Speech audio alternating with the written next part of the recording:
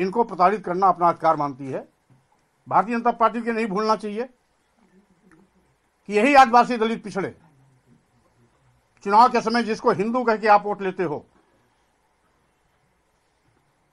और वोट लेने के बाद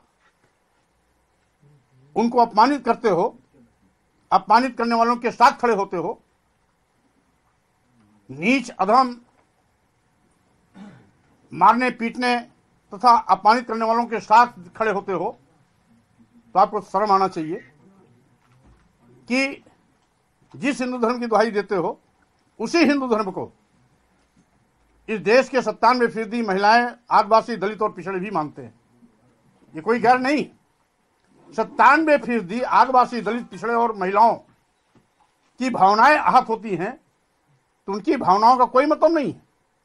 2.5-3% जो लोग इनको अपमानित करते हैं, नीच कहते हैं, अधम कहते हैं, मारने पीटने का बढ़ावा देते हैं, अपमान किए जाने की बात करते हैं, ऐसे लोगों को साथ देकर के भाजपा ने भी अपनी ओछी मानसिकता का परिचय दे दिया है। मैं पहले भी कहा था कि गाली कभी धर्म नहीं हो सकती है और किसी को अपमानित करना किसी धर्म का मकसद नहीं होता है। उसके बावजूद इनको अपमानित किए जाने वाले तथ्यों को विलोपित, संशोधित या हटाए जाने की मांग को आप लोग धर्म से जोड़ करके महिलाओं, आदिवासियों, दलितों, पिछड़ों के सम्मान को नकारने की जो कोशिश हो रही है, आपका ये काला चेहरा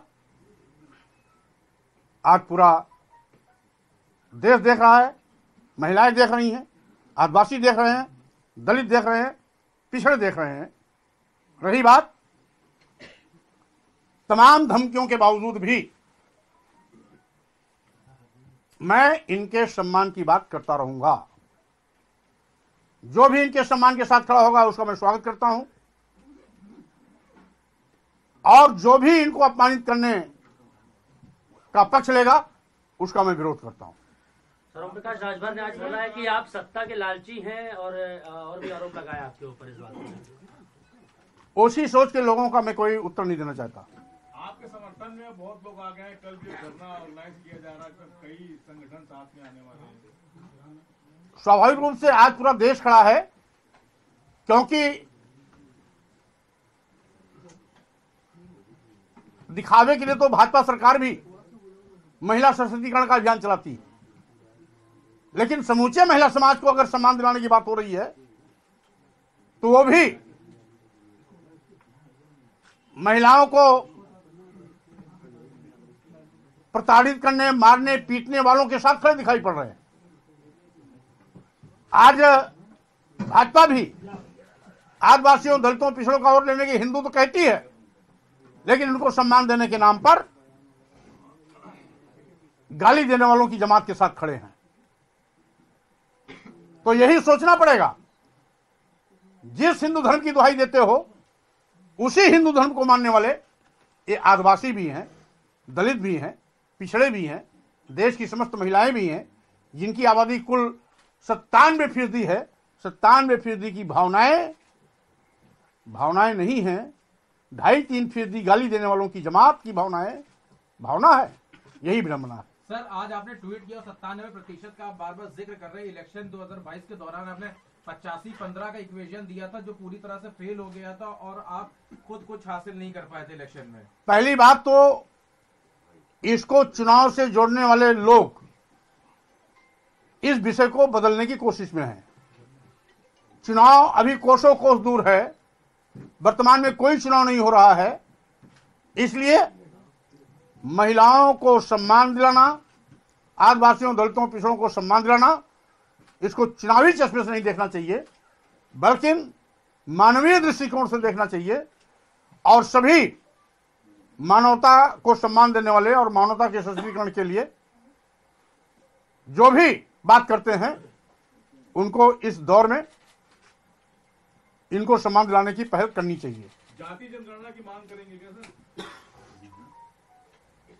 स्वाभाविक रूप से जिस तरीके से भाजपा सरकार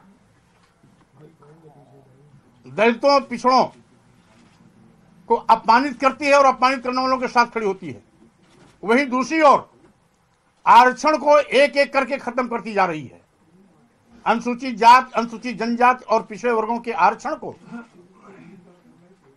यह शून्य करती जा रही है।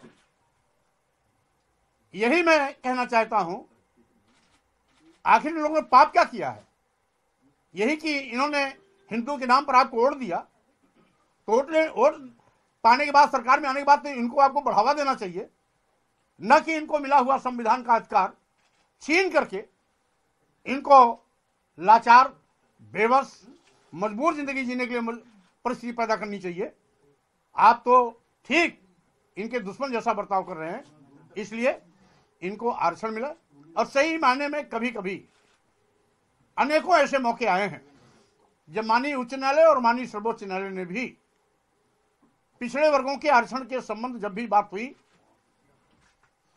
तो आंकड़े की मांग की कि वर्तमान में आबादी क्या है। सरकार चूंकि जाति आधारित जनगणना पिछड़ों की नहीं कराती है, इसलिए सरकार के पास इसका आंकड़ा भी नहीं है। आंकड़े के अभाव में कभी कभी माननीय न्यायालय से भी इनको समुचित न्याय नहीं मिल पाता है। इसलिए चूंकि आंकड़ा माननीय न्यायालय भी मांगती है, भाजपा भी विपक्ष में रहती है तो जाति आधारित जनगणना की बात करती है, कांग्रेस भी विपक्ष में रहती है तो जाति आधारित जनगणना की बात करती है। तो अगर आज भाजपा की सरकार है तो इनको जाति आधारित जनगणना करानी चाहिए और इस विषय को लेकर के भी रणनीति बनाकर उचित अवसर पर हम मैदान में भी जाएंगे, जनता के बीच में भी जाएंगे, सरकार से भी अनुरोध करेंगे कि जाति आधारित जनगणना तत्काल कराने का काम करें। स्वामी प्रसाद मौर्य जी, ये बागेश्वर धाम के धीरेन्द्र शास्त्री ने कहा है कि जो इसकी अनुशंसा करेगा रामचरित मानस की, उसको मजा चखाएगा। 2 तारीखों का प्रोग्राम भी है। अब हमने पहले ही कह दिया है कि ओछी सोच के लोग ओछी बात करते हैं। संविधान विरोधी बात करने वालों के बयान का मैं उत्तर देने का पक्षधर नहीं हूं। हालांकि अपोजिशन के तमाम नेता ये भी कह रहे हैं कि स्वामी जी बसपा सरकार में कद्दावर नेता थे, तब उन्होंने कुछ नहीं सोचा, भाजपा में भी मंत्री थे, वो कर सकते थे, तब उन्होंने कुछ नहीं सोचा, अब उनके पास करने के लिए कुछ नहीं है, इसलिए इस तरीके की राजनीतिक हथकंडे अपना रहे हैं।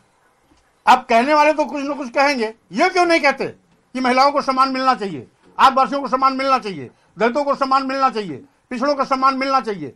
जब सबको सम्मान मिलना मौलिक अधिकार है तो भेदभाव क्यों? इसलिए जो लोग इस विषय को कहीं न कहीं टालने की कोशिश करते हैं, वो बात का बतंगड़ बना करके, घुमा फिरा करके बात कर लेते हैं।